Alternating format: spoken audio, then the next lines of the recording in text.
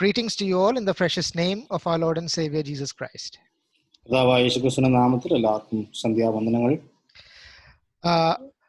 We have been having a very deep session of Bible study for the past 1 year. The Lord enabled us to learn from the prison epistles.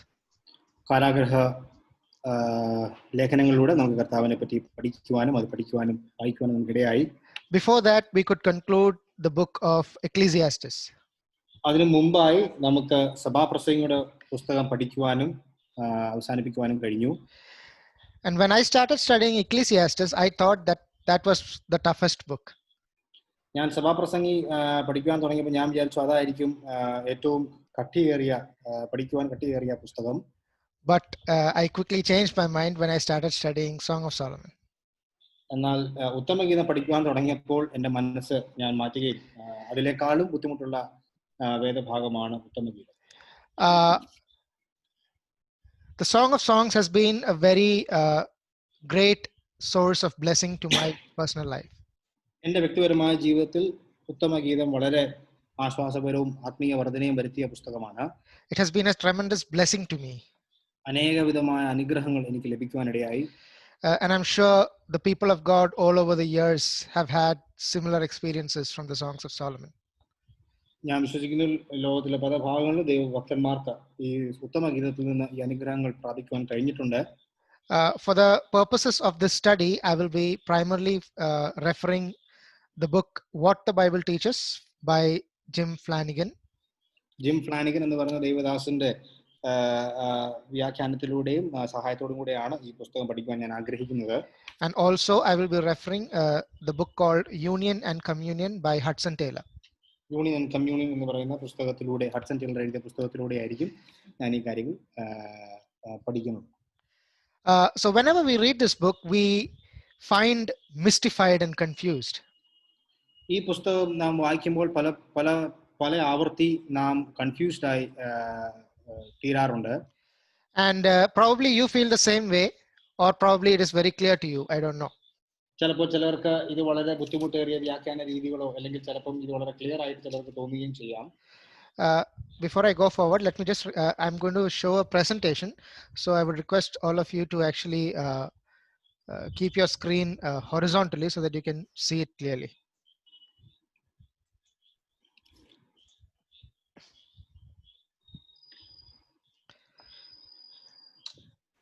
So I have titled the study Meditations on the Song of Songs. ഈ പഠനത്തിന്റെ തലക്കെട്ടായിട്ട് ഉത്തമഗീതത്തിലെ ധ്യാന ചിന്തകൾ എന്ന് ഞാൻ തലക്കെട്ടിട്ടുണ്ട്. And as a subheading, I have given pictures of Christ, principles of love, and expressions of intimacy. കർത്താവായ യേശുക്രിസ്തുവിനെ പറ്റിയുള്ള സാദൃശ്യങ്ങൾ, സ്നേഹത്തിന്റെ പ്രമാണങ്ങൾ, അഗാധമായ സ്നേഹത്തിന്റെ ആവിഷ്കാരങ്ങൾ എന്നൊക്കെയുള്ള ഞാൻ സബ് ഹെഡിങ്സ് ഞാൻ കൊടുത്തിട്ടുണ്ട്.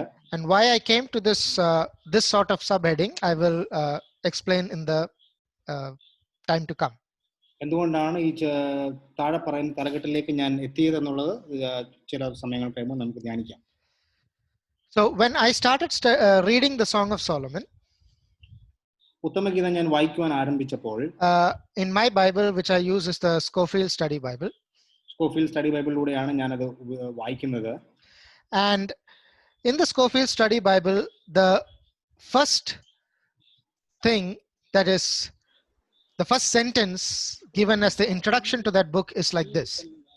ആ സ്കോഫീൽഡ് സ്റ്റഡി ബൈബിളിലെ ആ സ്റ്റഡി രൂപത്തിൽ ആദ്യമായി കൊടുത്തിരിക്കുന്ന സെന്റൻസ് ഇങ്ങനെയാണ്: Nowhere in scripture does the unscriptural mind tread upon ground so mysterious and incomprehensible as in this book. Meaning, the unspiritual mind finds this book so incomprehensible, ununderstandable, and mysterious. അനാത്മികനായ ഒരു വ്യക്തിയെ സംബന്ധിച്ചോളം ഈ ഉത്തമഗീതത്തിന്റെ പഠനം, ഈ പുസ്തകം, ഇതിന്റെ വ്യാഖ്യാനമൊക്കെ വളരെ ബുദ്ധിമുട്ടും വളരെ നിഗൂഢമായും അവന് തോന്നും.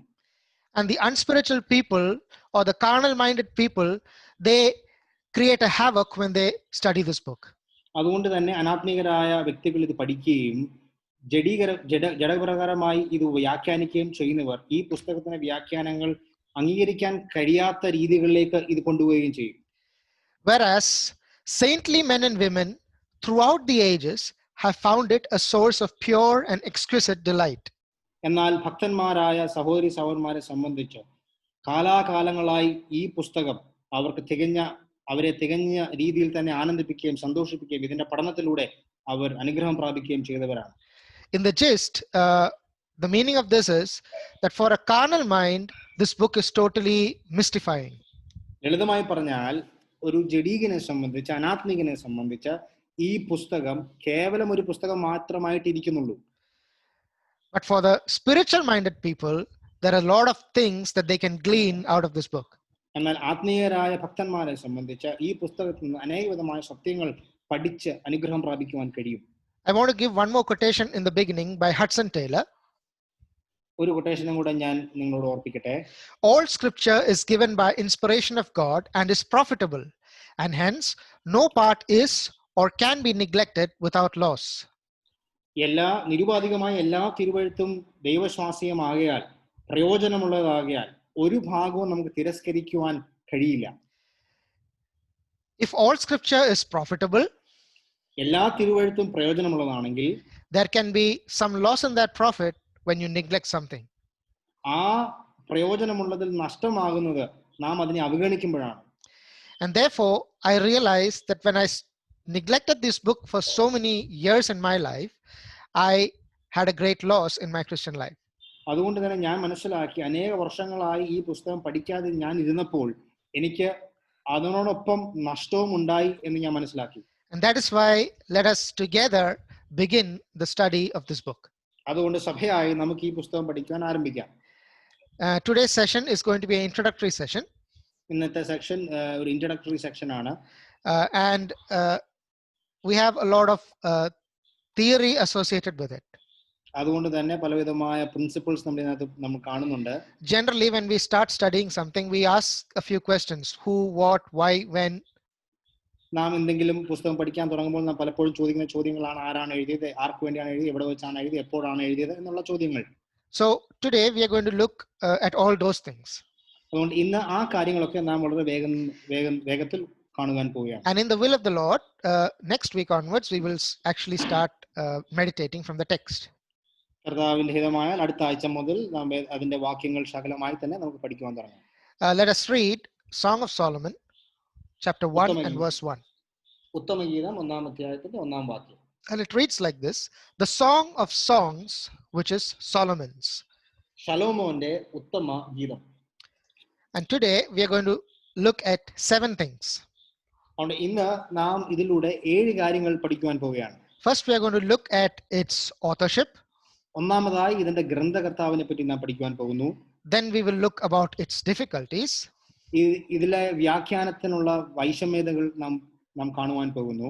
Then we will take a look at its canonicity, or why is it in the Bible. എന്തുകൊണ്ടാണ് ആധികാരികമായി തന്നെ ഈ പുസ്തകം തിരുവെഴുത്തിൽ രേഖപ്പെടുത്തിയിരിക്കുന്നത്.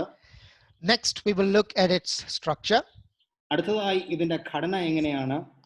Next we will look at the methods to interpret this book. ഏതൊക്കെ രീതികൾ ഇതിൽ വ്യാഖ്യാനിക്കപ്പെടുന്നു എന്ന് നാം കാണുവാൻ പോകുന്നു. After that we will see how we are going to study it. അതിനുശേഷം നാം ഇതെങ്ങനെയാണ് പഠിക്കാൻ പോകുന്നത് നാം കാണും. And then we will come to verse 1 of chapter 1, that is its title. അതിന്റെ അവസാനം നാം ഇന്നത്തെ പഠനം അവസാനിക്കുമ്പോൾ 1-ാം അധ്യായം 1-ാം വാക്യത്തിലേക്ക് നാം തിരികെ വരും. So prayerfully let us start in the first point, the authorship. അതുകൊണ്ട് പ്രാർത്ഥനാപൂർവ്വം നമുക്ക് അതിന്റെ 1-ാമത്തെ വിഷയത്തിലേക്ക് കടന്നു വരാം. Clearly in the first verse we see that the author of this book is mentioned. ഒന്നാമതായി ഈ ഗ്രന്ഥത്തിന്റെ ഇത് എഴുതിയത് ആരാണെന്നുള്ളത് 1-ാം വാക്യത്തിൽ തന്നെ നാം കാണുന്നു. And clearly it is a reference to Solomon, the king of Israel, the son of David. Israel രാജാവും ദാവീദിന്റെ പുത്രനുമായ ശലോമോനാണ് ഇത് എഴുതിയതെന്ന് നമുക്ക് അവിടെ കാണുന്നു. And there are many critics who oppose the authorship of Solomon. പല ആളുകളും ഇത് ഈ ഗ്രന്ഥകർത്താവ് ശലോമോൻ അല്ല എന്ന് പറഞ്ഞ് വാദിക്കുകയും ചെയ്യുന്നു. And why they do it? Because there are a lot of Persian and other language words that are used in this book. അതിന്റെ കാരണം പലവിധമായ ഭാഷകളിൽ നിന്നുള്ള വാക്കുകൾ ഇതിനകത്ത് കടമെടുത്ത് ഈ ഗ്രന്ഥം പൂർത്തീകരിച്ചിട്ടുണ്ട്. But we know that Solomon's kingdom extended from one end to the other end. It was a very huge kingdom. എന്നാൽ നാം മനസ്സിലാക്കുന്നത് ശലോമോന്റെ രാജ്യം വളരെ വിസ്തൃതിയുള്ള ഒരു രാജ്യമായിരുന്നു. വളരെ സ്ഥലങ്ങൾ ഉൾപ്പെട്ടു നിന്ന ഒരു വലിയ സാമ്രാജ്യം തന്നെയായിരുന്നു ശലോമോൻ ഭരിച്ചിരുന്നത്. And he had economic trade relationship with so many countries in the world. അതുകൊണ്ട് തന്നെ ബിസിനസ് പരമായി തനിക്ക് വളരെ വിധമായ ബന്ധങ്ങൾ ലോകത്തിന്റെ വിവിധ ഭാഗങ്ങൾ അന്നത്തെ രാജ്യങ്ങളുമായി തനിക്കുണ്ടായിരുന്നു. And just as economic trade practices and trade relationship brings the languages of other cultures into your own. അതുകൊണ്ട് തന്നെ സാമ്പത്തികമായുള്ള ഇടപാടുകൾ കാരണം അനേക വിധമായ ഭാഷകൾ തന്നെ ശലോമോന്റെ അടുക്കൽ വരികയും ആ രാജ്യങ്ങളിൽ അത് സംസാരിക്കുകയും ചെയ്തിരുന്നു. You see, even in English there are a lot of Indian words. അതുകൊണ്ട് തന്നെ നമുക്കറിയാം ഇംഗ്ലീഷിൽ തന്നെ പലവിധമായ ഇന്ത്യക്കാർ ഉപയോഗിക്കുന്ന വാക്കുകളും അതിനകത്ത് വന്നിട്ടുണ്ട്. It is there in the Oxford Dictionary also. അത് ഓക്സ്ഫോർഡ് ഡിക്ഷണറിയിലും വന്നു ചേർക്കപ്പെട്ടിരിക്കുന്നു. Why? Because when people and cultures mingle together, the language also mingles together. അതിന്റെ കാരണം ആളുകളും സംസ്കാരങ്ങളും തമ്മിൽ യോജിക്കുമ്പോൾ പല സ്ഥലങ്ങളിൽ അവർ യാത്ര ചെയ്യുമ്പോൾ ഭാഷകൾ അങ്ങോട്ടും ഇങ്ങോട്ടും സ്വാധീനിക്കാറുണ്ട്. And that is why the presence of certain other language words in this should not be any surprise to us. അതുകൊണ്ട് തന്നെ ശലോമോന്റെ ഈ കൃതിയിൽ മറ്റുള്ള ഭാഷകളിൽ നിന്നുള്ള വാക്കുകൾ ഇവിടെ രേഖപ്പെടുത്തിയിരിക്കുന്നത് അതൊരു സർപ്രൈസായി അതൊരു അതിശയമായി നാം കാണരുത്. And that is no reason to doubt the authorship of Solomon. ആ ഒരൊറ്റ കാരണം കൊണ്ട് ഇത് എഴുതിയത് ശലോമോൻ അല്ല എന്ന് വാദിക്കുവാനും കഴിയില്ല. Next, let us 1 Kings chapter 4 and verse 32 says that Solomon composed 3,000 proverbs and his songs numbered 1,005. 1 രാജാക്കന്മാർ 4:32 നാം വായിക്കുന്നത് ശലോമോൻ 3000 സദൃശവാക്യങ്ങളും 1000-ലധികം 1005 ഗാനങ്ങളും രചിച്ചിട്ടുണ്ടെന്ന് നാം കാണുവാൻ കഴിയും. And as far as we know, there are 3 books in the Bible that are fully written by Solomon. 3 പ്രത്യേകമായ പുസ്തകങ്ങൾ വേദപുസ്തകത്തിൽ ശലോമോൻ എഴുതിയതായിട്ട് നമുക്ക് കാണുവാൻ കഴിയും. And what is the relationship of this book, the Song of Songs, to the other 2 books? ഉത്തമഗീതവും മറ്റുള്ള ഗ്രന്ഥങ്ങളുമായിട്ടുള്ള ബന്ധം എന്താണെന്ന് നമുക്ക് കാണാം. So I think I have mentioned this in some Bible class sometime. I don't remember. ഏതോ ഒരു Bible ക്ലാസ്സിൽ ഞാൻ ഈ കാര്യം ഓർപ്പിച്ചിട്ടുണ്ടെന്ന് ഞാൻ ഓർക്കുന്നു. ഞാൻ എപ്പോഴാണെന്ന് ഞാൻ ഓർക്കുന്നില്ല. So Solomon wrote Proverbs, Ecclesiastes and Song of Songs. ശലോമോൻ എഴുതിയ 3 പുസ്തകങ്ങൾ, 1 സദൃശവാക്യം, 2 സഭാപ്രസംഗി, 3 ഉത്തമഗീതം. Proverbs deals with what is moral. സദൃശവാക്യങ്ങൾ ധാർമ്മികമായ കാര്യങ്ങൾ ഇടപെടുകയും Ecclesiastes deals with what is natural. സഭാപ്രസംഗിയുടെ പുസ്തകം സ്വാഭാവികതയിലുള്ള ഭൗതികമായ കാര്യങ്ങൾ ഇടപെടുകയും Song of Song deals with what is spiritual. ഉത്തമഗീതം ആത്മീയമായ കാര്യങ്ങൾ പ്രതിപാദിക്കുകയും ചെയ്യുന്നു. Another classification is Proverbs teaches us the fear of the Lord. വേറൊരു രീതിയിൽ പറഞ്ഞാൽ സദൃശവാക്യങ്ങൾ നമ്മെ യഹോവ ഭക്തിയെ പറ്റി പഠിപ്പിക്കുകയും Ecclesiastes reveals the futility of this world. സഭാപ്രസംഗിയുടെ പുസ്തകം ഈ ലോകത്തിലെ നിഷ്ഫലത, അതിന്റെ വൃഥാവായ കാര്യങ്ങൾ നമ്മളെ പഠിപ്പിക്കുന്നു. And Song of Songs unfolds the fullness that is found in Christ alone. ഉത്തമഗീതമോ കർത്താവായ യേശുക്രിസ്തുവിൽ കാണുന്ന ആ പൂർണ്ണ നിറവ് നമ്മളെ പഠിപ്പിക്കുകയും ചെയ്യുന്നു. If this book is so wonderful and so spiritual and teaches about the fullness that is there in Christ, why is it so difficult? കർത്താവായ യേശുക്രിസ്തുവിലുള്ള നിറവിനെ പറ്റി ഈ പുസ്തകം, ഈ ഗ്രന്ഥം നമ്മളെ പഠിപ്പിക്കുന്നുവെങ്കിൽ എന്തുകൊണ്ടാണ് ഇത് പഠിക്കുവാൻ അല്ലെങ്കിൽ ഇതിനെ വ്യാഖ്യാനിക്കുവാൻ വൈഷമ്യതകൾ ഉള്ളത്? Why do people find this very difficult to study? എന്തുകൊണ്ടാണ് ആളുകൾക്ക് ഇത് പഠിക്കുവാനായി ബുദ്ധിമുട്ട് തോന്നുന്നത്? First of all, there is no reference to the major biblical themes. ഒന്നാമത്തെ കാരണം വേദപുസ്തകത്തിൽ മറ്റുള്ള ഭാഗങ്ങളിൽ കാണുന്ന മേജർ ആയിട്ടുള്ള ഒരു പ്രമേയങ്ങളും ഇതിനകത്ത് നാം കാണുന്നില്ല. There is no reference to the law, there is no reference to grace, there is no reference to sacrifice or sin or salvation or prayer, nothing like that. തിരുവെഴുത്തുകളിൽ നാം പൊതുവായി കാണുന്ന പാപം, സ്നേഹം, കൃപ, ന്യായപ്രമാണം എന്നുള്ള പ്രമേയങ്ങളൊന്നും ഈ പുസ്തകത്തിൽ നാം കാണുന്നില്ല. There is no reference to Jehovah in this text. യഹോവയെ പറ്റിയുള്ള ഒരു പരാമർശവും ഈ ഉത്തമഗീതത്തിൽ നാം കാണുന്നില്ല. Then why is it in the Bible if it does not talk about any of these biblical ideas? പിന്നെ എന്തുകൊണ്ടാണ് ഈ ഗ്രന്ഥം വേദപുസ്തകത്തിൽ എഴുതി ചേർക്കപ്പെട്ടത്? There are some who say that they can see no spiritual value in this book. So why is it there in the part of the inspired word of God? ചില ആളുകൾ പറയുന്നത് ഈ പുസ്തകത്തിൽ ദൈവത്തെ പറ്റിയുള്ള ഒരു കാര്യവും കാണാത്തത് കൊണ്ട് എന്തുകൊണ്ടാണ് ദൈവശ്വാസ്യമായ തിരുവെഴുത്തുകൾ ഇത് എഴുതി രേഖപ്പെടുത്തിയിരിക്കുന്നത്? And we are lucky because the church in our day does not get to decide which books are there and which books are not there in the Bible. നാം ഭാഗ്യവാന്മാരാണ്. കാരണം ഈ കാലഘട്ടത്തെ ഈ സമകാലികമായുള്ള സഭകളല്ല വേദപുസ്തകത്തിൽ ഏതൊക്കെ പുസ്തകങ്ങൾ കൂട്ടിച്ചേർക്കണം എന്ന് തീരുമാനിക്കുന്നത്. Why it is in the part, is it truly supposed to be part of the Bible? We will actually discuss in the next topic. ഇത് ശരിയായ രീതിയിൽ തന്നെ വേദപുസ്തകത്തിൽ എഴുതി ചേർക്കപ്പെടേണ്ടതാണോ എന്നുള്ള കാര്യങ്ങൾ നമുക്ക് പഠിക്കാം. The next difficulty in this book is it uses a lot of rare words. ഈ ഗ്രന്ഥത്തിൽ പിന്നീട് നാം കാണുന്ന ഒരു വൈഷമ്യത അപൂർവമായ ചില പദങ്ങൾ ഇതിനകത്ത് നമുക്ക് കാണുവാൻ കഴിയും. There are 117 verses in this book. 117 വാക്യങ്ങൾ ഉൾക്കൊണ്ട് നിൽക്കുന്ന ഈ ഗ്രന്ഥം, but it contains a lot of rare words that is not found anywhere else in the scripture and only found in the Song of Solomon. വേറെ തിരുവെഴുത്തുകളിൽ നാം കാണാത്ത അപൂർവമായ ചില പദപ്രയോഗങ്ങൾ ഈ ഗ്രന്ഥത്തിൽ നാം കാണുന്നു. And therefore, when we normally study comparing scripture with scripture, we don't have anything else to compare it with. അതുകൊണ്ട് സാധാരണ നിലയിൽ നാം തിരുവെഴുത്ത് പഠിക്കുകയും വ്യാഖ്യാനിക്കുകയും ചെയ്യുന്ന ഒരു തിരുവെഴുത്ത് മറ്റുള്ള ഭാഗങ്ങളുമായി നാം താരതമ്യം ചെയ്യുമ്പോൾ ഉത്തമഗീതം വേറൊരു ഭാഗവുമായി താരതമ്യം ചെയ്യാൻ വളരെ ബുദ്ധിമുട്ടാണ്. So that is why people find it difficult to study. അതുകൊണ്ട് തന്നെ ആളുകൾക്ക് അതൊരു വൈഷമ്യതയായി കാണുകയും ചെയ്യുന്നു. Thirdly, it is difficult to identify who is speaking when in this book. അടുത്തതായി നാം കാണുന്നത് ഈ ഗ്രന്ഥത്തിൽ ആരോട് സംസാരിക്കുന്നുവെന്ന് പലപ്പോഴായിട്ട് സംഭാഷണം ചെയ്യുന്നത് ആരാണെന്ന് തിരിച്ചറിയാനായിട്ട് നമുക്ക് കഴിയുന്നില്ല. Because if we can really find that out, it is much easier to study. കാരണം അത് കണ്ടുപിടിക്കുവാൻ കഴിഞ്ഞാൽ, അത് ആരാണെന്ന് തിരിച്ചറിയാൻ കഴിഞ്ഞാൽ ഈ പുസ്തകം പഠിക്കുവാൻ കുറച്ചുകൂടി എളുപ്പമാകും.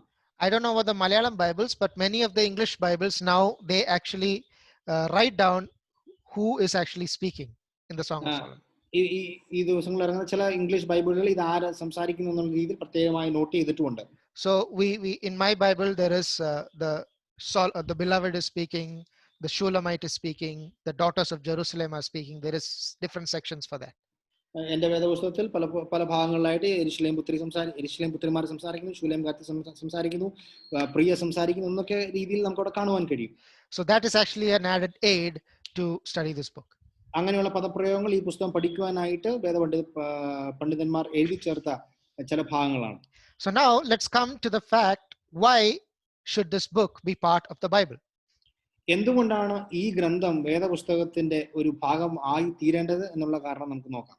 In terms of Christians, even in the time of the Reformers, in the time of the Reformation, there were many Christians who did not want this book to be part of the Bible.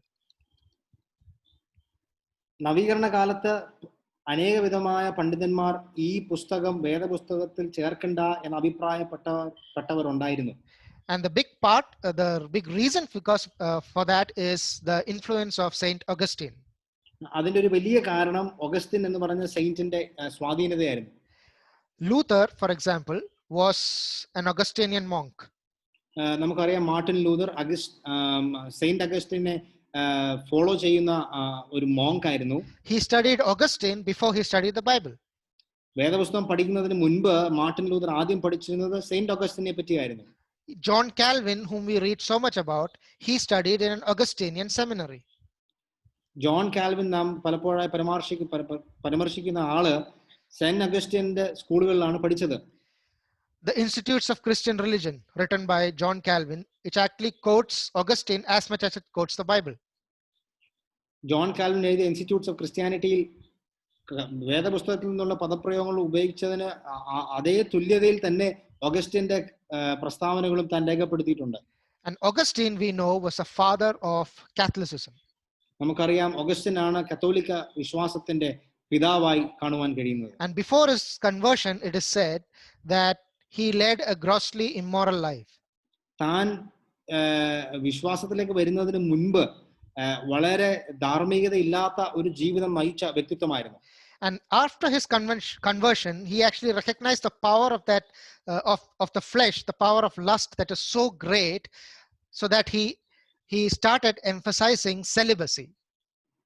താൻ വിശ്വാസത്തിലേക്ക് വന്നതിന് ശേഷം ജഡിക അഭിലാഷം എത്ര ഭയാനകമാണ് എന്ന് താൻ മനസ്സിലാക്കിയതിന് ശേഷമാണ് താൻ ബ്രഹ്മചര്യത്തിലേക്ക് താൻ നീങ്ങുന്നത്. And that is how celibacy became a part of Roman Catholicism. അങ്ങനെയാണ് ബ്രഹ്മചര്യത്വം കത്തോലിക്ക വിശ്വാസികളുടെ അല്ലെങ്കിൽ പുരോഹിതന്മാരുടെ ഒരു ഭാഗമായി തീർന്നത്.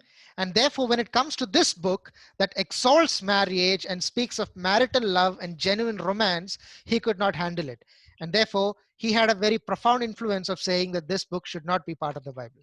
അതുകൊണ്ട് തന്നെ സെന്റ് അഗസ്റ്റിൻ അഭിപ്രായപ്പെട്ടത് സ്നേഹത്തിന്റെയും പ്രേമത്തിന്റെയും അല്ലെങ്കിൽ വിവാഹ ജീവിതത്തിന്റെയും കാര്യങ്ങൾ പരാമർശിക്കുന്ന ഈ പുസ്തകം വേദപുസ്തകത്തിന്റെ ഒരു ഭാഗമായി തീരരുത് എന്ന് തന്നെ അഭിപ്രായപ്പെട്ടു. So that is why there are a few people who come under the influence of Augustine who say that this book should not be part of the Bible. അതുകൊണ്ട് തന്നെ സെന്റ് അഗസ്റ്റിനെ ഫോളോ ചെയ്യുന്ന തന്നെ പിൻഗമിക്കുന്ന ആളുകൾ അഭിപ്രായപ്പെടുന്നത് ഈ പുസ്തകം വേദപുസ്തകത്തിൽ കൂട്ടിച്ചേർക്കരുത് എന്നാണ്. But on the other hand, let us consider how did the Jews regard this book? എന്നാൽ യഹൂദന്മാർ ഈ പുസ്തകത്തെ എങ്ങനെ വീക്ഷിച്ചു എന്ന് നമുക്കൊന്ന് കാണാം. Song of Songs was actually part of the Jewish Old Testament. The Jews only had the Old Testament, but it was part of the Jewish Bible. ഉത്തമഗീതം യഹൂദന്മാരുടെ ന്യായപ്രമാണത്തിൽ അല്ലെങ്കിൽ അവരുടെ തിരുവെഴുത്തുകൾ ഉൾപ്പെട്ടു നിന്ന ഒരു പുസ്തകമാണ്. So before it became part of our Bible, the Jews considered it to be the Holy Scriptures. നമ്മുടെ കയ്യിൽ കിട്ടുന്ന വേദപുസ്തകത്തിന് മുമ്പായി, പുതിയ നിയമത്തിന് മുമ്പായി ഈ ഉത്തമഗീതം അവരുടെ തിരുവെഴുത്തുകൾ വിശുദ്ധ തിരുവെഴുത്താണെന്ന് അവർ വിശ്വസിച്ചു. And the Jews revered this book tremendously. പൗരാണിക യഹൂദന്മാർ ഈ പുസ്തകത്തെ വളരെ ഭയാനകവും വളരെ ഭയഭക്തിയോടുകൂടെയാണ് നോക്കിക്കണ്ടത്. A rabbi called Rabbi Akiva, he was one of the great scholars, Jewish scholars of the Old Testament. റബ്ബായി അക്കീവ എന്ന് പറയുന്ന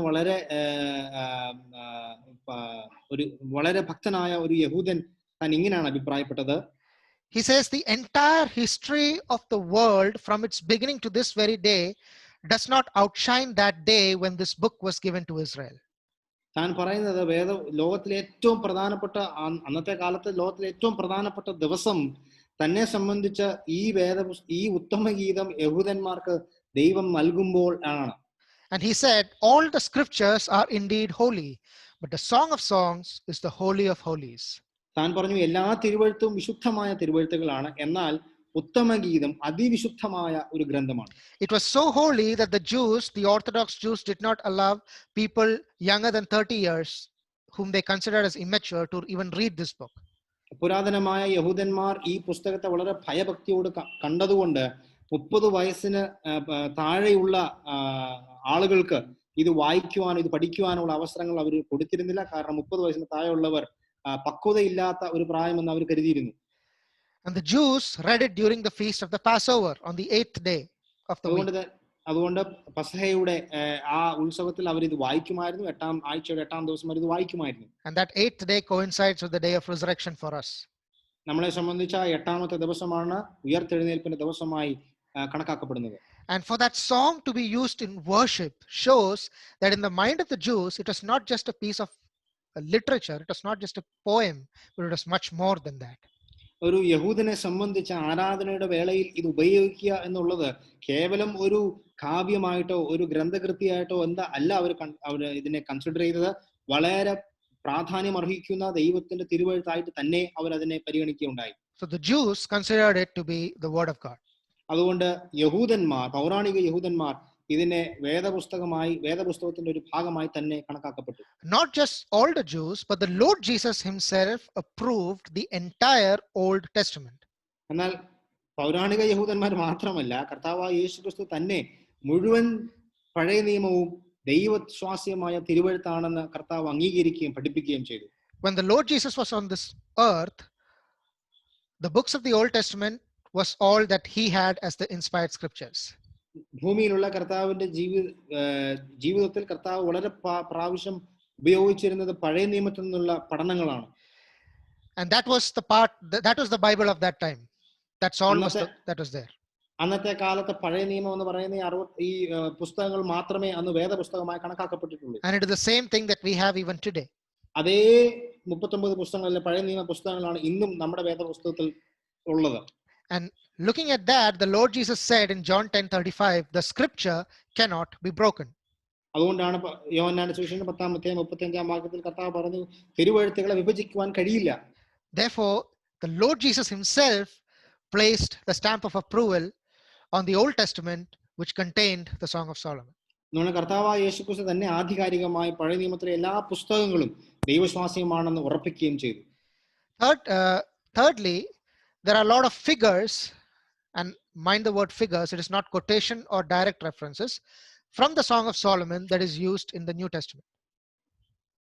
Can you come again? There are a lot of figures in the New Testament that are borrowed from the Song of Solomon. It is not mentioned in the New Testament as quotations or direct references, but the same figures are used in the New Testament. ഉത്തമഗീതത്തിൽ നിന്നുള്ള പരാമർശങ്ങൾ, ആലങ്കാര പ്രയോഗങ്ങൾ, ഉദ്ധരണികൾ direct കൊട്ടേഷനായി പരാമർശങ്ങളായി പുതിയ നിയമത്തിൽ രേഖപ്പെടുത്തിയിട്ടില്ല എങ്കിൽ പോലും അതേ പദപ്രയോഗം വരുന്ന, അർത്ഥം വരുന്ന ചില പദപ്രയോഗങ്ങൾ പുതിയ നിയമത്തിലും രേഖപ്പെടുത്തിയിട്ടുണ്ട്. For example, we see the well of living water in the New Testament. ഒരു ഉദാഹരണമായിട്ട് നമുക്കറിയാം, ജീവന്റെ ഉറവായി ഒരു പദപ്രയോഗം കാണാറുണ്ട്.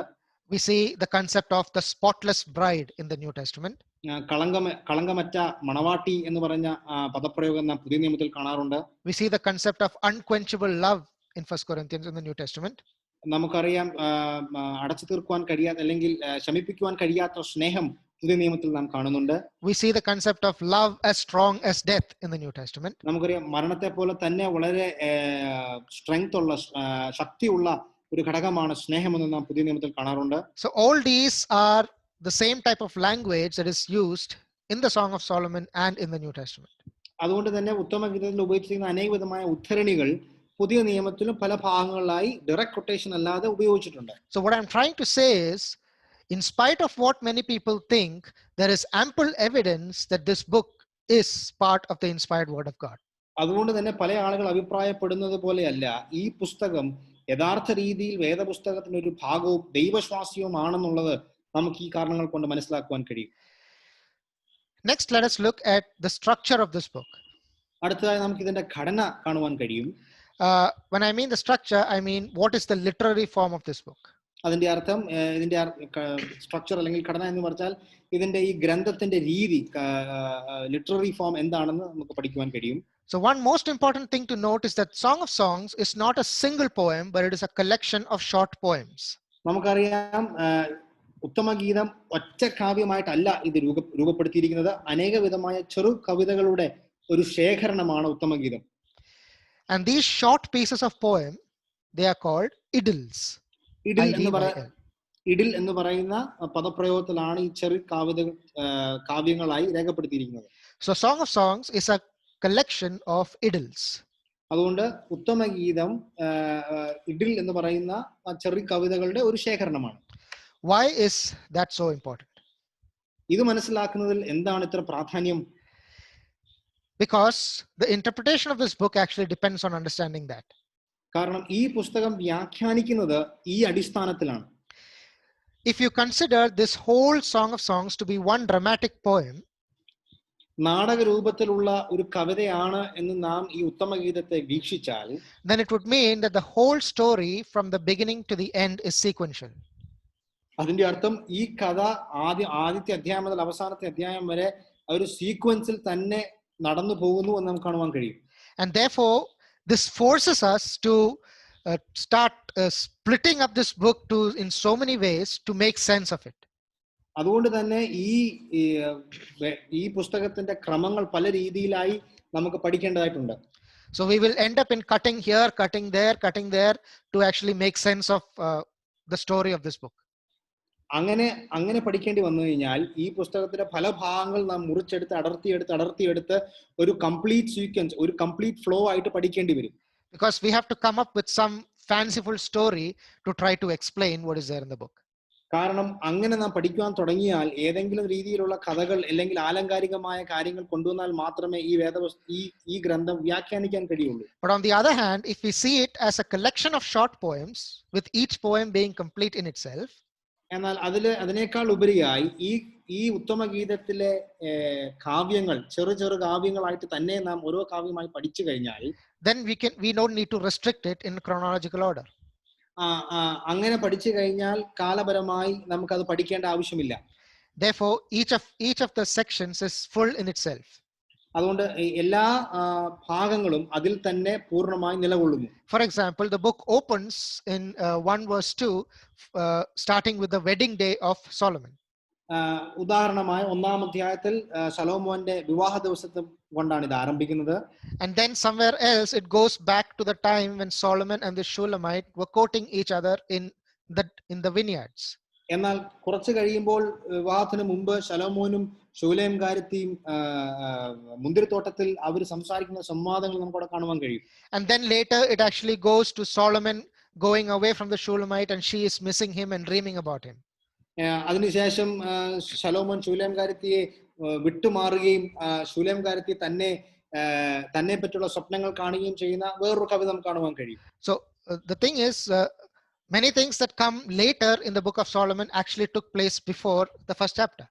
ഞാൻ പറഞ്ഞതിന്റെ ഉദ്ദേശം ഉത്തമഗീതത്തിലെ ചില ഭാഗങ്ങൾ നാം പിന്നീട് കാണുന്ന ഭാഗങ്ങൾ ആക്ച്വലി ആദിമകാലങ്ങളിൽ തന്നെ ആ കാലക്രമം അനുസരിച്ച് ആദ്യമായി തന്നെ നടന്നു വന്ന സംഭവങ്ങളാണ്. So therefore we need not restrict this by chronological order. അതുകൊണ്ട് കാലക്രമേണം അനുസരിച്ച് ഇത് പഠിക്കാനായി നാം തുനിയരുത്. So that if we try to do that, it comes we end up, people who have tried to do that, they end up coming up with story called a love triangle, which I will explain shortly. അങ്ങനെ കാലക്രമേണം അനുസരിച്ച് ഈ കാവ്യങ്ങൾ പഠിക്കാൻ തുടങ്ങിയാൽ ഈ കവിതയിൽ ഈ പുസ്തകത്തിൽ 3 പേരടങ്ങുന്ന ഒരു സ്നേഹബന്ധം എന്ന് പറഞ്ഞ കഥയിലേക്ക് കാര്യങ്ങൾ മാറും. I will explain it in more detail when I come to the next section. അടുത്ത സ്ലൈഡ് കാണിക്കുമ്പോൾ അത് കുറച്ചുകൂടി വിശദമായി പറയാൻ ആഗ്രഹിക്കുന്നു. So next, let's look at how to. So we looked at the structure of the book. We looked at who wrote the book. We looked at all those things. Now let's try to see how to actually study this book. എങ്ങനെയാണ് ഈ പുസ്തകം നമുക്ക് പഠിക്കുവാൻ കഴിയുന്നത്, വ്യാഖ്യാനിക്കാൻ കഴിയുന്നത് നമുക്ക് കാണാം. There are 3 different viewpoints or methods of interpretation. 3 പ്രത്യേകമായ രീതിയിലുള്ള വ്യാഖ്യാനങ്ങൾ ഇതിനെ സംബന്ധിച്ച് നമുക്ക് കാണുന്നു. So first, on one extreme is the naturalistic interpretation. ഒന്നാമതായി കാണുന്നത് നാം അക്ഷരാർത്ഥത്തിൽ മാത്രമുള്ള ഒരു വ്യാഖ്യാനം. On the other extreme is the allegorical interpretation. അടുത്ത ഭാഗം നാം കാണുന്നത്, അടുത്ത വ്യാഖ്യാനം നാം കാണുന്നത് ആലങ്കാരിക ഭാഷയിൽ ഭാവനാത്മകമായ വ്യാഖ്യാന രീതികൾ.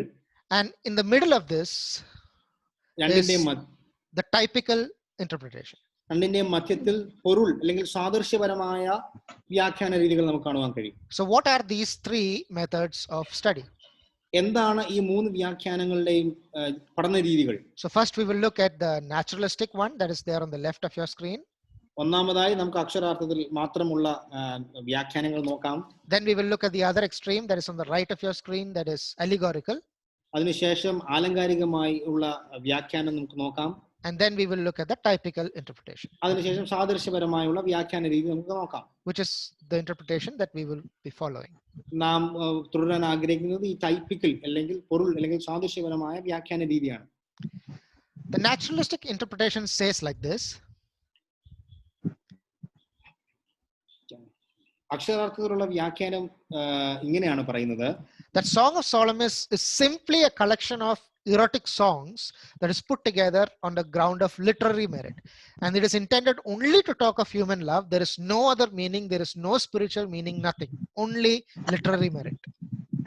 ഉത്തമഗീതം കേവലം അനുരാഗം ഉളവാക്കുന്ന ഒരു കാവ്യരൂപം മാത്രമാണ്.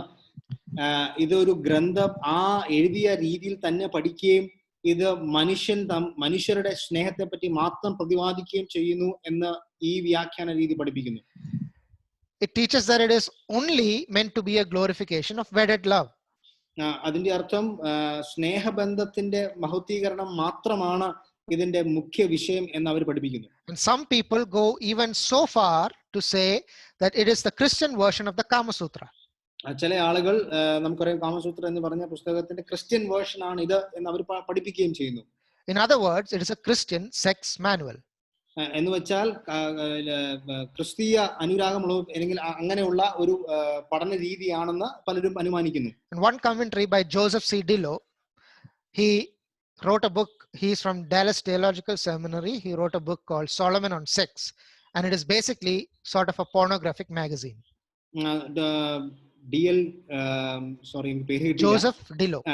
ജോസഫ് ഡിലോ എന്ന് പറയുന്ന അദ്ദേഹം താൻ ഡാളസ് സെമിനാരിൽ പഠിപ്പിക്കുന്ന ആളുകൾ താൻ പറഞ്ഞത് ഇത് ശലോമോൻ തന്റെ ലൈംഗിക ബന്ധം ആവർത്തിക്കുവാനും അല്ലെങ്കിൽ പറയുവാനുമായിട്ട് ഉപയോഗിക്കുന്ന ഒരു ഗ്രന്ഥം മാത്രമാണെന്ന് താൻ പറയുന്നു. While it is true that this book talks about love, it is wrong to say that that is all that it is talking about. സ്നേഹത്തെ പറ്റി ഈ പുസ്തകം പ്രതിപാദിക്കുന്നുണ്ടെങ്കിൽ പോലും അതിൽ അത് മാത്രമേ ഉൾക്കൊള്ളുന്നുള്ളൂ എന്ന് വ്യാഖ്യാനിക്കുന്നത് തെറ്റായ രീതിയാണ്. So if the naturalistic theory is true, then the greatest mystery is why this book was part of the Bible. അങ്ങനെ ഈ തരത്തിലുള്ള വ്യാഖ്യാനം ശരിയാണെങ്കിൽ എന്തുകൊണ്ടാണ് ഈ വേദഭാഗം അല്ലെങ്കിൽ ഈ പുസ്തകം വേദപുസ്തകത്തിന്റെ ഭാഗമായി തീർന്നത്? So there is I mentioned before, there is a view called the love triangle view. മുമ്പ് പറഞ്ഞ പോലെ 3 പേരടങ്ങുന്ന ഒരു സ്നേഹബന്ധമാണ് ഈ പുസ്തകം എന്ന് ചിലർ അനുമാനിക്കുന്നു. And that is also sort of coming out from this naturalistic theory. അതും ഈ ഒരു വ്യാഖ്യാന രീതിയിൽ നിന്ന് കടന്നു വരുന്ന ചിന്താഗതിക്കാരാണ്. What it says is there are 3 people in this book: Solomon, the Shulamite, and the shepherd lover. ഈ ലവ് ട്രയാങ്കിൾ എന്ന് പറയുന്ന ഈ ഒരു വ്യൂവിൽ അവർ പറയുന്നത് 3 പ്രത്യേകമായ കഥാപാത്രങ്ങൾ ഈ സ്നേഹബന്ധത്തിലുണ്ട്. 1 ശലോമോൻ രാജാവ്, 2 ശൂലേംകാരത്തി, 3 ഒരു ഇടയ ചെറുക്കൻ. And Solomon had a vineyard in North Ephraim. എഫ്രൈമിന്റെ നോർത്തിൽ തനിക്ക് ഒരു മുന്തിരിത്തോട്ടം ഉണ്ടായിരുന്നു ശലോമോൻ. There is a Shulamite who is living there who is in love with a shepherd. അവിടെ ശൂലേംകാരത്തിയായ ഒരു സ്ത്രീ ഇടയപുരുഷനുമായി വേറൊരു ഇടയപുരുഷനുമായി ഒരു സ്നേഹബന്ധം പുലർത്തുന്ന ഒരു ശൂലേംകാരത്തി. One day as Solomon came along, he saw this Shulamite. ഒരു ദിവസം ശലോമോൻ രാജാവ് മുന്തിരിത്തോട്ടത്തിലേക്ക് കടന്നു വന്നപ്പോൾ ശൂലേംകാരത്തിയെ കാണുന്നു. And he started loving her.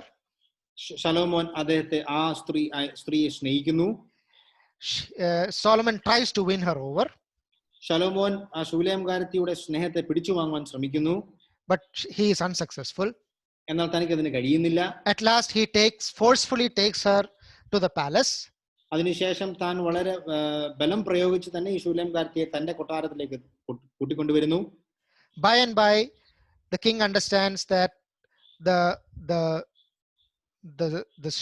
Shulamite, she continues to long and remember her shepherd.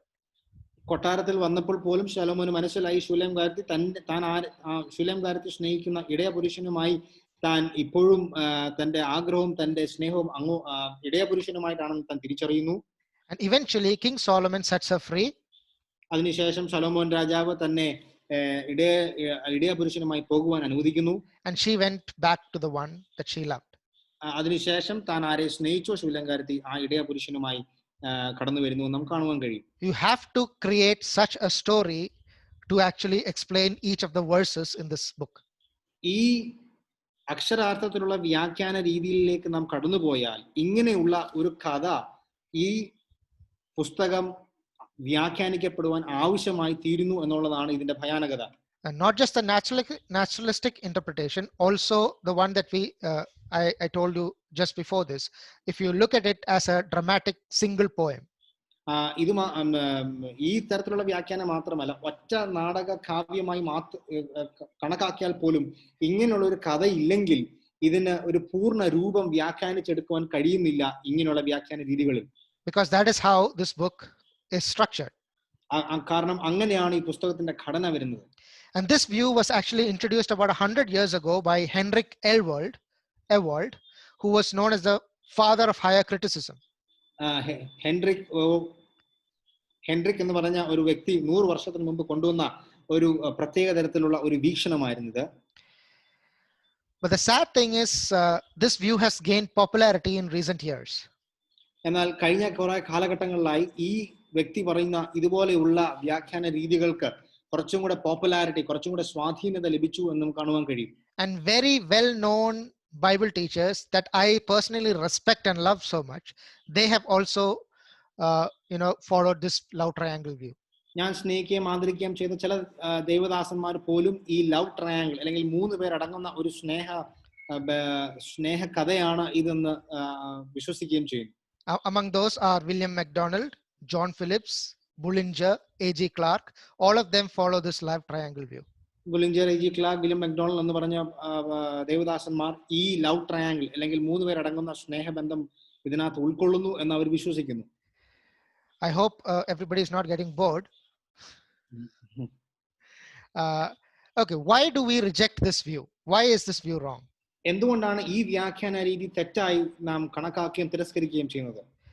First of all, it would make Solomon, who is a type of Christ in his office, also a type of the world, the flesh and the devil. കാരണം ഇങ്ങനെയുള്ള ഒരു വ്യാഖ്യാന രീതിയിലേക്ക് പോയാൽ ശലോമോൻ ഒരേ സമയത്ത് കർത്താവിന്റെ സാദൃശ്യവും ലോകത്തിന്റെ സാദൃശ്യവും ജഡത്തിന്റെയും പിശാചിന്റെയും ഒരു സാദൃശ്യമായൊക്കെ നമുക്ക് കാണുവാൻ കഴിയും. In the Psalms, we find that Solomon is actually portrayed as a type of Christ as to his official ministry as the King of Peace. നമുക്കറിയാം ശലോമോൻ രാജാവിന്റെ ശുശ്രൂഷയിൽ തന്റെ രാജഭരണത്തിൽ കർത്താവിന്റെ ഒരു സാദൃശ്യമായ പല പ്രാവശ്യം സങ്കീർത്തനങ്ങൾ നമുക്ക് കാണുവാൻ കഴിയും. And Ironside says like this. അയൻസൈഡ് എന്ന് പറയുന്ന ദേവദാസൻ ഇങ്ങനെ പറയുന്നു, it is not the way of the Spirit of God to present one character as a type of Christ and then present that same character as just the opposite of the type of Christ. താൻ പറയുന്നത് പരിശുദ്ധാത്മാവായ ദൈവം ഒരു വ്യക്തിയെ കർത്താവിന്റെ പൊരുളായി കാണിക്കുകയും വേറൊരു ഭാഗത്ത് ആ വ്യക്തിയെ തന്നെ ജഡത്തിന്റെയും ലോകത്തിന്റെയും പിശാചിന്റെയും സാദൃശ്യമായി പൊരുളായി കാണിക്കുകയും ചെയ്യില്ല. The second reason is the concept of a shepherd king is quite common in scripture. രണ്ടാമത്തെ കാരണം ഇടയ രാജാക്കന്മാർ എന്ന് പറയുന്ന സവിശേഷത തിരുവെഴുത്തുകളിൽ ഉടനീളം നമുക്ക് കാണുവാൻ കഴിയും. And it is very much possible that the shepherd and the king are the same person in this book. ആ ഒരു വ്യൂവിൽ തന്നെ നിന്നുകൊണ്ട് ഈ പുസ്തകത്തിൽ ഇടയനും രാജാവും ഒരേ ആളാണെന്ന് നമുക്ക് വിശ്വസിക്കാനും അനുമാനിക്കാനും കഴിയും. Thirdly, if we consider that the love triangle view is true, then it would mean that most of the tender and lovely passages of this book, which the king addresses to his bride, is mere flattery and hypocrisy. 3 പേരടങ്ങുന്ന സ്നേഹബന്ധമാണ് ഈ പുസ്തകത്തിന്റെ പ്രമേയമെങ്കിൽ രാജാവ് ശൂലേംകാർത്തിയോട് പറയുന്ന പല പദപ്രയോഗങ്ങളും പല കാവ്യങ്ങളും മുഖസ്തുതിയായി അതിപ്രശംസയായി നമുക്ക് കണക്കാക്കപ്പെടേണ്ടി വരും. There is majority of this book will actually be just lies. അങ്ങനെയാണെങ്കിൽ വളരെ വലിയൊരു ഈ പുസ്തകത്തിന്റെ ഭാഗം തന്നെ കള്ളങ്ങളായി അല്ലെങ്കിൽ മുഖസ്തുതിയായി അതിപ്രശംസയായി തന്നെ മാറേണ്ടി വരും. And the first and the most important argument is the name Shulamite is actually a feminine version of Solomon. നാലാമതായി ശൂലേംകാരത്തി എന്ന പദപ്രയോഗം ശലോമോന്റെ സ്ത്രീത്വമുള്ള പേരിൽ ശൂലേംകാരത്തിയായി നമുക്ക് അതിനെ കണക്കാക്കപ്പെടുകയും ചെയ്യും. That is the death blow to this argument. അതാണ് ഈ വ്യാഖ്യാന രീതി തെറ്റാണെന്ന് പറയുന്ന ഏറ്റവും അവസാനത്തെ മേജർ കാരണം. Because the bride bears the name of the bridegroom. കാരണം ഇവിടെ മണവാട്ടി മണവാളന്റെ പേര് ഉൾക്കൊള്ളുന്നു എന്നുള്ളതാണ് നമുക്കിവിടെ കാണുവാൻ കഴിയുന്നത്. So that is the literal or the naturalistic interpretation. അതുകൊണ്ടാണ് അക്ഷരാർത്ഥത്തിൽ അല്ലെങ്കിൽ പ്രതീകാത്മകമായുള്ള ഒരു വിവർത്തനം ഇവിടെ കാണുവാൻ കഴിയുന്നത്. In the allegorical interpretation, it says like this. ആലങ്കാരികമായ വ്യാഖ്യാനത്തിൽ ഇങ്ങനെയാണ് പറയുന്നത്, this whole book is just a drama with no historical basis. Everything in this book is figurative. There is, everything is used in metaphors. Nothing is real. ആലങ്കാരികമായുള്ള വ്യാഖ്യാനം പറയുന്നത് ഈ പുസ്തകം മുഴുവനും നാടകം മാത്രമാണ്. യാതൊരുവിധമായ ചരിത്ര സ്വാധീനതയില്ല, യാതൊരുവിധമായ ചരിത്ര കഥകൾ ഇതിനകത്തില്ല. ഇതിനകത്തെ എല്ലാ കഥകളും കഥാപാത്രങ്ങളും എല്ലാം ആലങ്കാരികമായി മാത്രം പ്രസ്താവിക്കുന്ന ചില കാര്യങ്ങളാണെന്ന് അവര് പഠിപ്പിക്കുന്നു. So this is the other extreme of the first theory that we saw. അതുകൊണ്ട് ആദ്യമായി കണ്ട വ്യാഖ്യാന രീതിയിൽ നിന്ന് മറ്റേ എക്സ്ട്രീമിലേക്ക് മറ്റേ എൻഡിലേക്ക് വരുന്ന വേറൊരു വ്യാഖ്യാന രീതിയാണ് ആലങ്കാരികമായുള്ള വ്യാഖ്യാനം. What is the problem with this? എന്താണ് ഇതിന്റെ കുഴപ്പം? To interpret the scripture allegorically is very dangerous. ഭാവനാത്മകമായി തിരുവെഴുത്തുകളെ വ്യാഖ്യാനിക്കുക എന്നത് വളരെ ദുഷ്കരമായ കാര്യമാണ്. Then we see that Solomon, the Shulamite, and all the places that are mentioned here are all real places. ശലോമോനും ശൂലേംകാരത്തിയും ഒക്കെ ചരിത്രത്തിൽ നിലകൊണ്ടിരുന്ന ആൾക്കാരാണ്, വ്യക്തിത്വങ്ങളാണ്, സ്ഥലങ്ങൾ. എൻഗേജ് യെരുശലേം എന്നുള്ള സ്ഥലങ്ങളൊക്കെ യഥാർത്ഥത്തിൽ ഉണ്ടായിരുന്ന സ്ഥലങ്ങൾ തന്നെയാണ്. So most of this, just by reading it, you know that it is all referring to real historical things and not to some mystical things. അതുകൊണ്ട് ഇത് വായിക്കുമ്പോൾ തന്നെ ഇത് ഭാവനാത്മകമായ കാവ്യങ്ങളല്ല, ചരിത്രത്തിൽ ഉൾക്കൊണ്ടിരുന്ന ചില സ്ഥലങ്ങളും ആളുകളുടെയും ഒക്കെ കാര്യത്തിൽ പറ്റി പറയുന്ന കാവ്യങ്ങളാണ്. And the last reason is this view is often associated with drama. So if we take the allegorical interpretation, it's often associated with drama, which is not a Jewish literary form. It was the Greeks who were actually the masters of drama. നമുക്ക് യഹൂദന്മാരുടെ സാഹിത്യത്തിൽ ഭാവനാത്മകമായ നാടക കൃതികൾ അവരുടെ എഴുത്തുകളിൽ ഗ്രന്ഥങ്ങളിൽ ഇല്ലായിരുന്നു. യവനന്മാരുടെ ഒരു പ്രത്യേക കൃതിയായിരുന്നു നാടകങ്ങൾ. അതുകൊണ്ട് തന്നെ യഹൂദന്മാരുടെ ലിറ്റററി ഫോംസിൽ ഇത് മിസ്സിംഗ് ആണ്.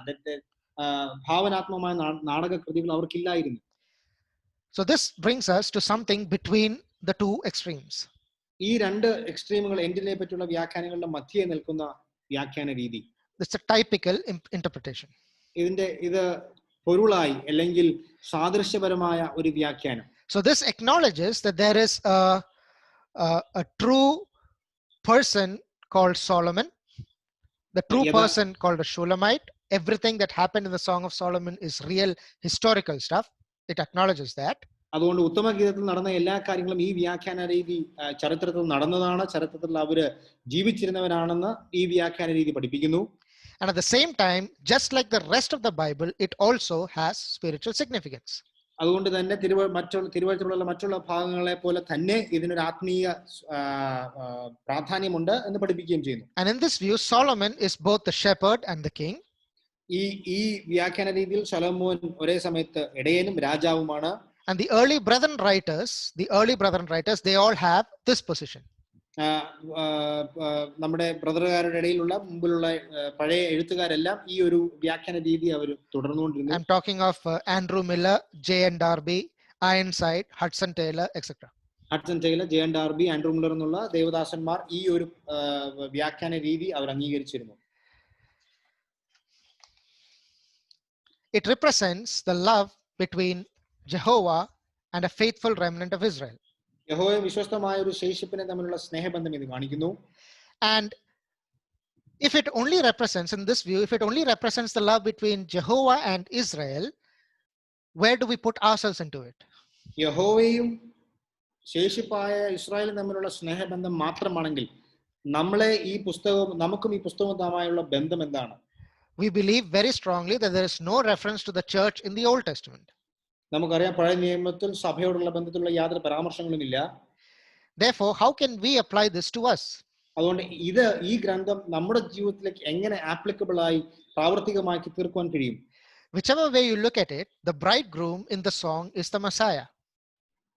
എങ്ങനൊക്കെ നോക്കിയാലും ഈ പുസ്തകത്തിലെ മണവാളൻ, ആത്മമണവാളൻ മശിഹയിലേക്ക് ചൂണ്ടിക്കാണിക്കുകയും And that Messiah and our Savior is the same person. ആ മശിഹയും നമ്മുടെ കർത്താവും ഒരേ വ്യക്തിയാണ്. So even though the interpretation is for a people of a different time, the Jews, വേറൊരു കാലഘട്ടത്തിൽ ജീവിച്ചിരുന്ന യഹൂദന്മാർക്ക് വേണ്ടിയാണ് ഇത് എഴുതിയതെങ്കിലും we can borrow that language to speak well of our Savior. അവർ ഉപയോഗിച്ചിരിക്കുന്ന ഈ ഗ്രന്ഥത്തിലെ കൃതികൾ നമ്മുടെ പ്രാണപ്രിയനെ പറ്റി, നമ്മുടെ ആത്മമണവാളനെ പറ്റി സംസാരിക്കുവാൻ, പറയുവാൻ, പാടുവാൻ നമുക്ക് ഉപയോഗിക്കാൻ കഴിയുന്നതാണ്. If there are other people who have used that, who have created language to speak well of the Lord, we can also borrow it and use it. It's like we are drawing honey from the flowers of Israel. നമുക്കറിയാം യഹൂദന്മാർ എഴുതിയിരിക്കുന്ന ഈ ഗ്രന്ഥകൃതിയിൽ തന്നെ നമുക്ക് നമ്മുടെ ആത്മമണവാളനെ പറ്റി പാടുവാനായിട്ടുള്ള കാര്യങ്ങൾ ഉപയോഗിക്കാം എന്ന് നമുക്ക് കാണുവാൻ കഴിയും. We do the same thing with Isaiah 53. യെശയ്യാവിന്റെ പുസ്തകം 53-ാം അധ്യായത്തിലെ അതേ കാര്യമാണ് നാം ചെയ്യുന്നത്. That is primarily a prayer that the children of Israel will sing to their Mashiach in the future. മശിഹയ്ക്ക് വേണ്ടി മശിഹയോട് അവർ പ്രാർത്ഥിക്കുന്ന പ്രാർത്ഥനയാണ് യെശയ്യാവ് 53. അതേ 53-ാം അധ്യായം നാം നമ്മുടെ ജീവിതത്തിലേക്ക്, നമ്മുടെ കർത്താവുമായുള്ള ബന്ധത്തിലേക്ക് അത് നാം എടുക്കുകയും ചെയ്യുന്നു. So in that same sense, we can use the expressions, the language that is there in this book and apply it to our lives and our relationship with the Lord. അതുകൊണ്ട് തന്നെ ഈ പുസ്തകത്തിലുള്ള ഗ്രന്ഥകൃതികൾ നമ്മുടെ ജീവിതത്തിലേക്ക് പ്രാവർത്തികമാക്കുകയും കർത്താവിന് വേണ്ടി പാടുവാനും നമുക്ക് ഉപയോഗിക്കാൻ ചെയ്യാം. So that is how we are going to study this book. അങ്ങനെയാണ് നാം ഈ പുസ്തകം പഠിക്കുവാൻ പോകുന്നത്. So Ironside actually gives this, it is my diagram, but it's the Ironside's points. There are 4 ways to look at this book. 4 പ്രത്യേകമായ രീതിയിൽ ഈ പുസ്തകം നമുക്ക് വായിക്കാനും പഠിക്കുവാനും കഴിയും. In the literal standpoint, it speaks of the glorification of love between husband and wife. അക്ഷരാർത്ഥത്തിൽ ഭാര്യ ഭർത്താവ് വിവാഹ ജീവിതത്തിലെ ഭാര്യ ഭർത്താവ് ബന്ധത്തിലെ സ്നേഹപകർച്ച നമുക്ക് ഇതിനകത്ത് കാണുവാൻ കഴിയും. If we look at it in a dispensational standpoint, it speaks of the expression of love between Jehovah and Israel. യുഗപരമായുള്ള പഠനത്തിൽ ഇത് യഹോവയും ഇസ്രായേലും തമ്മിലുള്ള സ്നേഹബന്ധത്തെ കാണിക്കുന്നു. If we look at it from the redemptive standpoint, it speaks of the love between Christ and his church. വീണ്ടെടുപ്പിന്റെ വീക്ഷണത്തിൽ കർത്താവും സഭയുമായുള്ള സ്നേഹബന്ധത്തെ കാണിക്കുന്നു. And if we look at it from the spiritual standpoint, it speaks of the love of Christ and his individual saint. ആത്മീയമായ തലത്തിൽ നാം നോക്കിയാൽ ആത്മമണവാളനായ യേശു ക്രിസ്തുവും തന്റെ വിശ്വാസിയുമായുള്ള സ്നേഹബന്ധത്തെയും കാണിക്കുന്നു.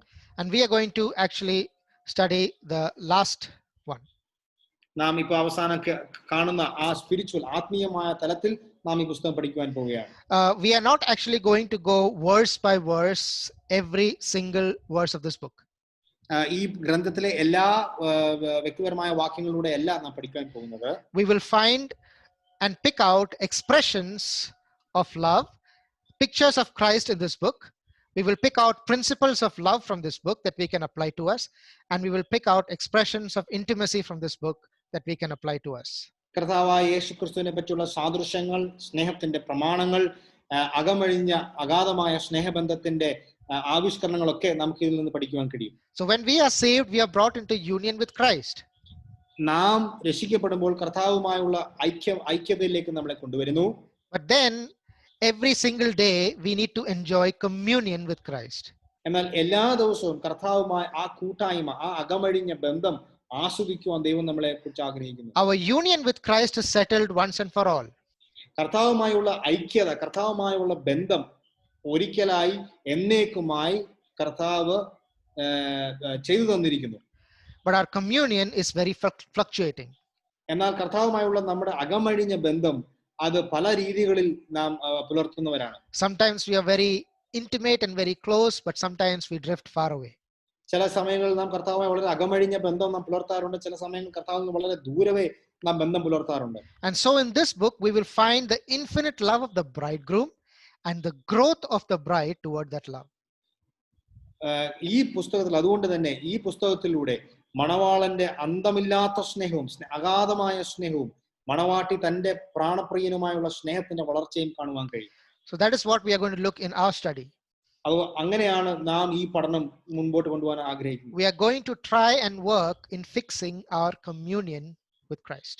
അതുകൊണ്ട് തന്നെ കർത്താവുമായുള്ള നമ്മുടെ ബന്ധം പുനർസ്ഥാപിക്കുവാൻ അഗാധമായ രീതികളിലേക്ക്, ആഴങ്ങളിലേക്ക് ആ ബന്ധം കൊണ്ടുപോകാൻ ദൈവം നമ്മളെ സഹായിക്കേണ്ടതിന് ഈ പുസ്തകം അങ്ങനെ നാം പഠിക്കുവാൻ പോവുകയാണ്. And we are only going to pick a few verses, and I want to complete the study in about 3 to 4 months.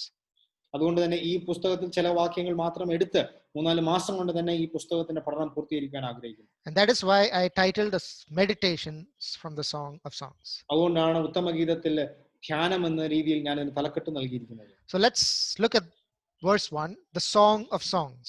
അതിന്റെ ഒന്നാം വാക്യം നമുക്ക് കാണാം, ഉത്തമഗീതം. The exact correct title of this is Song of Songs, not Song of Solomon. ഇതിന്റെ ശലോമോന്റെ ഗീതങ്ങളായിട്ടല്ല, ഉത്തമഗീതമായിട്ട് തന്നെയാണ് നാം ഇതിന് തലക്കെട്ട് കാണുന്നത്. In the Hebrew it is Shir HaShirim. ഹെബ്രായ ഭാഷയിൽ ഷിർ ഹശിറിം. In the Septuagint it is the song. സെപ്റ്റഗിനിൽ അത് സോങ് അല്ലെങ്കിൽ പാട്ട്. In the Latin Vulgate it is called the canticles. Latin ഭാഷയിൽ കാന്റിൻ കാന്റിഗോറം എന്ന് നാം കാണുന്നു. Why I said that is in many Bibles you will find it mentioned as the canticles. ചില ബൈബിളുകളിൽ കാന്റിക്കിൾസ് എന്ന് പറയുന്ന പദപ്രയോഗം ഉപയോഗിക്കുന്നത് നമുക്ക് കാണുവാൻ കഴിയും. What does this mean? Solomon wrote about 1005 songs. 1005 ഗാനങ്ങൾ രചിച്ച ശലോമോൻ. This is the super hit. ഇതാണ് ആ ഗീതങ്ങളിൽ ഏറ്റവും ഉത്തമമായത്. But this is not only the best of the songs of Solomon. ശലോമോന്റെ ഗീതങ്ങളിൽ ഏറ്റവും ഉത്തമമായത് മാത്രമല്ല, it is a song of songs. എല്ലാ ഗീതങ്ങളിലും ഏറ്റവും ഉത്തമമായത് ഈ ഉത്തമഗീതം. Because it is filled with Christ from beginning to the end. കാരണം ക്രിസ്തു കേന്ദ്രിതമായ ഒരു സ്നേഹബന്ധം ആദ്യം മുതൽ അവസാനം വരെ കാണുവാൻ കഴിയും. And in relation to this, I would like to think about some expressions that are similarly constructed in the rest of the scriptures. തിരുവഴുത്തിൽ മറ്റുള്ള ഭാഗങ്ങൾ കാണുന്ന ഒരേ രീതിയിലുള്ള തലക്കെട്ടുകൾ എന്ന് പെട്ടെന്ന് ഓടിച്ചു പോകാൻ ആഗ്രഹിക്കുന്നു. Why I said that is because it will help us to understand the importance of that phrase, Song of Songs. അങ്ങനെ നാം നോക്കിയാൽ മാത്രമേ ഈ തലക്കെട്ട് ഗീതങ്ങളിൽ ഏറ്റവും ഉത്തമമായത് എന്ന് മനസ്സിലാക്കുവാൻ കഴിയുള്ളൂ. So we have about 7 references to expressions like this. ഇതുപോലെയുള്ള 7 തലക്കെട്ടുകൾ നമുക്ക് വേദപുസ്തകത്തിൽ കാണാം. In Daniel, Nebuchadnezzar tells Daniel, your God is a God of gods.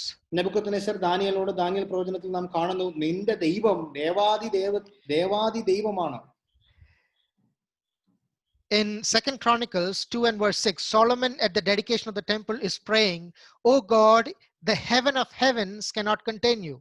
ശലോമോൻ ദേവാലയത്തിന്റെ പ്രതിഷ്ഠയിൽ ആ ശുശ്രൂഷയിൽ താൻ കർത്താവിനോട് പ്രാർത്ഥിക്കുന്നു, യഹോവയോട് പ്രാർത്ഥിക്കുന്നുണ്ട്, യഹോവേ, സ്വർഗാദി സ്വർഗങ്ങളിൽ അടങ്ങാത്ത ദൈവം. When God gave the tabernacle to the children of Israel, they had the courtyard, they had the holy place, and they had the holy of holies. നമുക്കറിയാം പഴയ നിയമത്തിൽ ദൈവം ദേവാലയം പണിതപ്പോൾ നമുക്കറിയാം അവിടെ കോർട്ട്യാർഡ് ഉണ്ടായിരുന്നു, വിശുദ്ധ സ്ഥലം ഉണ്ടായിരുന്നു, അതിവിശുദ്ധ സ്ഥലം ഉണ്ടായിരുന്നു. And in Malayalam it is the most holy place, but the original in the Hebrew it is holy of holies. മലയാളത്തിൽ അതിവിശുദ്ധ സ്ഥലമാണ്, എന്നാൽ ഇംഗ്ലീഷിൽ ഹോളി ഓഫ് ഹോളീസ് തന്നെ നമ്മൾ അവിടെ കാണുന്നു. Then we have in the later years of Solomon tried to enjoy all the pleasures of this world, and he found out that everything in this world is vanity of vanities. സഭാപ്രസംഗിയിൽ ശലോമോൻ ലോകത്തിന്റെ എല്ലാ പ്ലഷേഴ്സും ജീവിച്ചതിനു ശേഷം താൻ പറയുന്നത് എല്ലാം മായ, മായ എന്നാണ്. In Genesis chapter 9 and 25, we find the phrase servant of servants. ഉൽപ്പത്തി പുസ്തകം 9-25 വാക്യത്തിൽ നാം വായിക്കുന്നത് പദപ്രയോഗം അധമദാസൻ, ദാസന്മാരിൽ ദാസൻ അല്ലെങ്കിൽ അധമദാസൻ. And though that verse is not referring to Christ, we find that very similar to what we would call our Christ. അത് കർത്താവിനെ പറ്റി പരാമർശിക്കുന്ന അല്ല എങ്കിൽ പോലും കർത്താവിനോട് സാദൃശ്യമുള്ള ഒരു പദപ്രയോഗമാണ്. In Revelation 10 and verse 16, we have the King of Kings and the Lord of Lords. വെളിപ്പാട് പുസ്തകത്തിൽ രാജാക്കന്മാരുടെ രാജാവ്, രാജാതി രാജാവ് എന്ന പദപ്രയോഗം കാണുന്നു, കർത്താതി കർത്താവ് എന്ന പദപ്രയോഗവും നാം കാണുന്നു. And we saw 7 expressions like this together with Song of Songs. There is 8 expressions in the Bible. ഗീതങ്ങളിൽ ഉത്തമം അല്ലെങ്കിൽ ഉത്തമ ഗീതം എന്ന് പറയുന്ന അതുപോലുള്ള തലക്കെട്ടുകൾ 8 എണ്ണം അത് ഉൾപ്പെടെ നാം വേദപുസ്തകത്തിൽ കാണുന്നു. And Jim Flanagan, a great servant of God, master of language, he wrote like this, combining all those 7 things together, and let me read it for you. This little song is going to sing the glory of the God of gods, who in his greatness cannot be contained by the heaven of heavens, who communed with man from between the cherubim in the holy of holies, who humbled himself to become the true servant of servants, and is the answer to all earth's vanity of vanities, and who will one day be acknowledged as King of kings and Lord of lords. And it takes a song of songs to suitably sing of him. ഈ ചെറിയ കാവ്യം സ്വർഗാദി സ്വർഗത്തിൽ അടങ്ങാത്ത ദേവാദി ദൈവത്തിന്റെ മഹത്വം കെരൂബുകളുടെ മധ്യേയുള്ള അതിവിശുദ്ധ സ്ഥലത്ത് നിന്ന് സകലരുടെയും ദാസനായി തന്നെത്താൻ താഴ്ത്തി ലോകത്തിലെ സകല മായകളുടെയും ഉത്തരമായി ഒരു ദിവസം രാജാതി രാജാവും കർത്താതി കർത്താവുമായി അംഗീകരിക്കപ്പെടുന്നവനെ പറ്റി പാടുവാൻ ഗീതങ്ങളിൽ അത്യുത്തമമായതിനെ കഴിയൂ എന്ന് ജിം ഫ്ലാനിഗൻ എന്ന ദേവദാസൻ പറയുകയുണ്ടായി. And that is why we want to learn the Song of Songs. അതുകൊണ്ട് തന്നെ ഗീതങ്ങളിൽ ഏറ്റവും ഉത്തമമായത് പഠിക്കുവാൻ ദൈവം നമ്മളെ സഹായിക്കും. And let us pray that God helps us to love him more, to see him for all the beautiful person that he is. കർത്താവ് ആരാണ്, അവന്റെ വ്യക്തിത്വം, അവന്റെ ആ വ്യക്തിത്വത്തോടുള്ള ആകർഷണം, ആർദ്രതയോടുകൂടെ ഉള്ള കർത്താവിന്റെ വ്യക്തിത്വത്തോടുള്ള സ്നേഹത്തിൽ നമുക്ക് വളർന്ന് ഇത് പഠിക്കുവാൻ ദൈവം സഹായിക്കും. That we would be able to sing the great hymns with more meaning. Yeshuil and Torne Kande, I have found a friend in Jesus. He is everything to me. പഴയ പാട്ടുകളൊക്കെ വളരെ അർത്ഥവത്തായി തന്നെ ഹൃദയത്തിലെ ആ സ്നേഹഭാഷയിൽ തന്നെ പാടുവാൻ ദൈവം നമ്മളെ സഹായിക്കട്ടെ. To sing en priyane pol sundaranaya ആരെയും ഞാൻ ഉലകിൽ കണ്ടിട്ടില്ല. To sing en priyan endu manoharanam. To sing how beautiful he is. Let that be our prayer. Let that be why we study the Song of Songs. ഇത് പ്രാർത്ഥിക്കുവാൻ, ഇത് പഠിക്കുവാൻ ദൈവം നമ്മളെ സഹായിക്കട്ടെ. ആ പ്രാർത്ഥനയിലൂടെ നമുക്ക് ഓരോ ദിവസം മുന്നോട്ട് പോകാം. May God bless these words to our hearts. ദൈവം ഈ വാചകങ്ങളാൽ നമ്മുടെ ഹൃദയത്തെ അനുഗ്രഹിക്കട്ടെ. Thank you.